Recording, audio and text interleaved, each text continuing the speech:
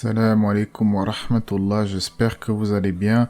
Aujourd'hui, on se retrouve pour réagir sur une vidéo que j'aime beaucoup, une vidéo sur l'échelle de l'univers. Donc on va partir de taille normale jusqu'à voyager dans l'infiniment petit, puis après on reculera, on va dézoomer vers l'infiniment grand. Je vous propose de voir ça ensemble tout de suite.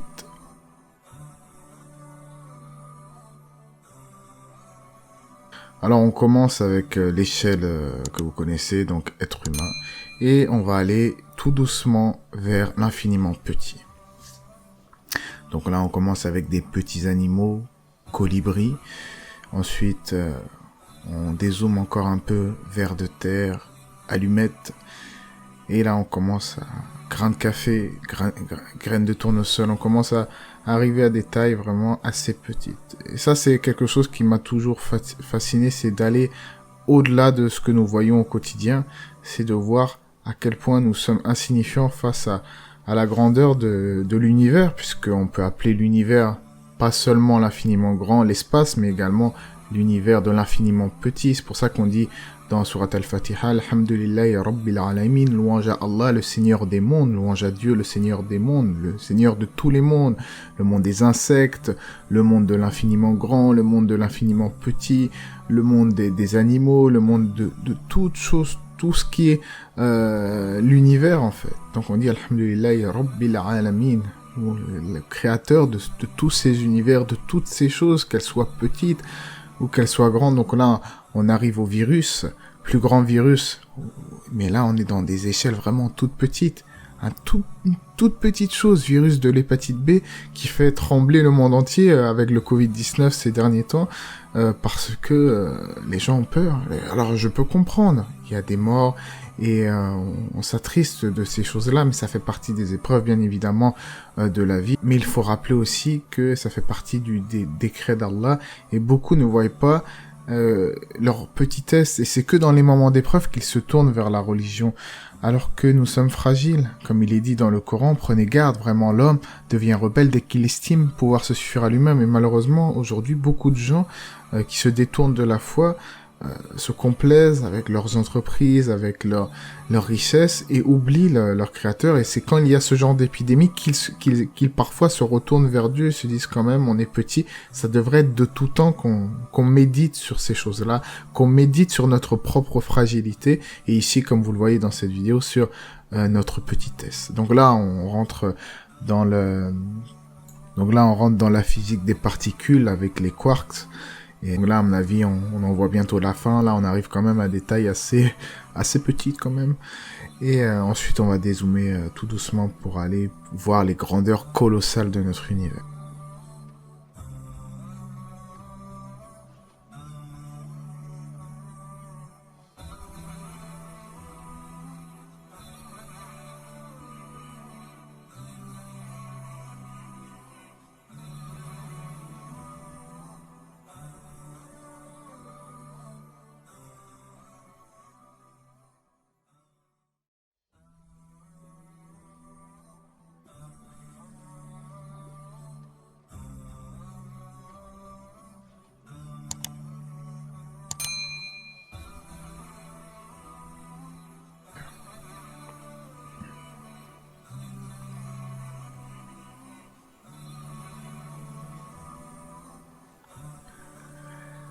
Et on dézoome, et on zoome vers l'infiniment petit. Machallah, c'est étonnant quand même. Échelle de Planck, donc là, il n'y a pas plus... Au niveau de l'observation, c'est... Et puis c'est vrai qu'il faut le rappeler souvent, c'est juste au niveau de l'observation. Et on pourrait encore aller plus loin dans tous les domaines, quoi. Donc là, on dézoome, on retourne à des tailles, entre guillemets, des tailles normales, on retourne à l'échelle que nous connaissons. C'est assez rapide quand même, j'aime beaucoup cette schématique. Hop, voyage vers l'infiniment grand. Donc là, on va vers une de mes parties préférées, l'infiniment grand. Donc on repart encore une fois de l'échelle humaine, éléphant, tyrannosaure, girafe, baleine bleue. On est quand même à des tailles que nous pouvons assimiler, que nous pouvons comprendre, puisque c'est des choses que nous pouvons voir de visu. mais on va aller, comme vous allez le constater, de plus en plus loin dans l'étendue, dans les distances vertigineuses et parfois effrayantes de notre univers. Tellement elles sont bluffantes et tellement notre compréhension n'arrive pas encore à assimiler de telles distances. C'est pour ça qu'on dit que on va calculer les distances dans l'univers en années-lumière. Ça fait ce qui fait à peu près une année-lumière, il me semble que c'est plus de 9000 milliards de kilomètres. Donc c'est quand même assez... Je sais pas si vous vous rendez compte. Donc là, on quitte la Terre pour... la Terre qui est ici. Hop, comme vous le voyez. Mars, etc. Tout ce qu'on connaît.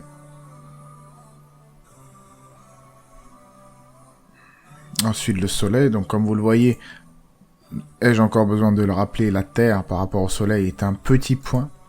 Mais le Soleil, qui est une naine jaune, qui je rappelle, il y a plusieurs soleils, hein, elle aussi par rapport aux autres constellations, comme vous pouvez le voir, Pollux, Arcturus, Capella, le Soleil reste encore une poussière hein, par rapport à d'autres étoiles, des géantes bleues notamment. Et comme vous le voyez, ça continue. Le Soleil en fait n'est pas... Certains pensent qu'il est énorme, il est énorme par rapport à la Terre, mais par rapport à d'autres, c'est infime.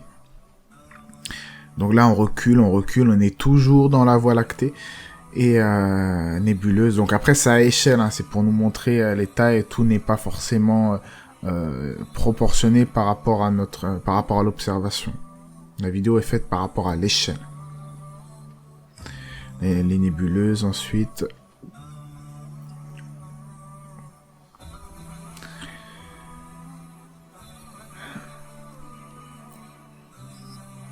Je sais pas si vous vous rendez compte à quel point là on est dans des choses qui sont juste impossibles à concevoir. En tout cas, notre faible niveau de compréhension.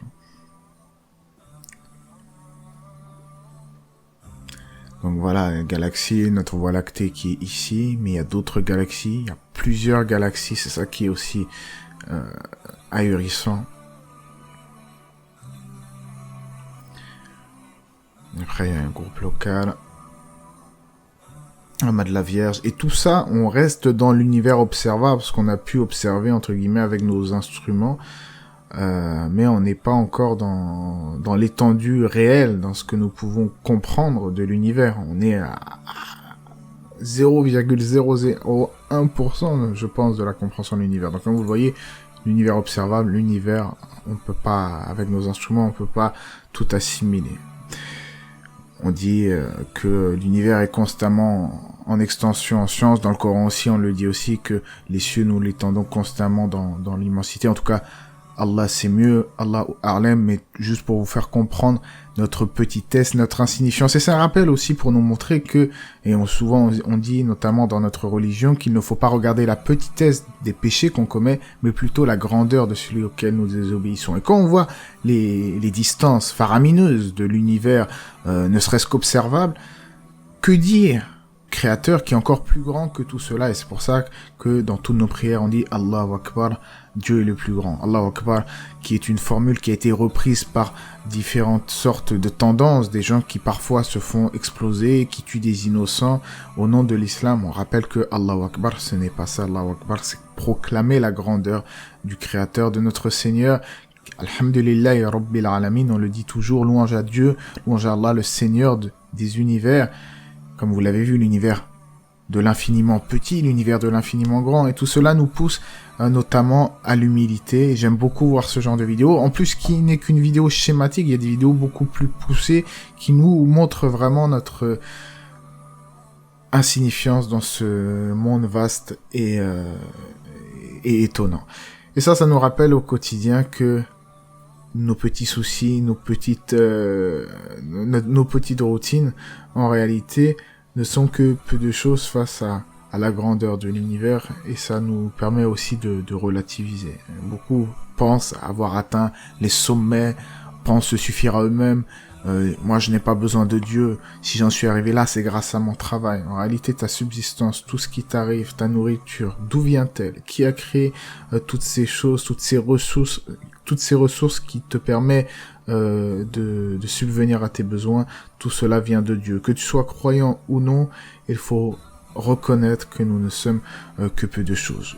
J'espère en tout cas que cela vous aura été profitable, vous aura intéressé. N'hésitez pas à vous abonner, à aimer la vidéo. Allah c'est mieux, que la paix et les bénédictions d'Allah soient sur le prophète, sa famille et ses compagnons.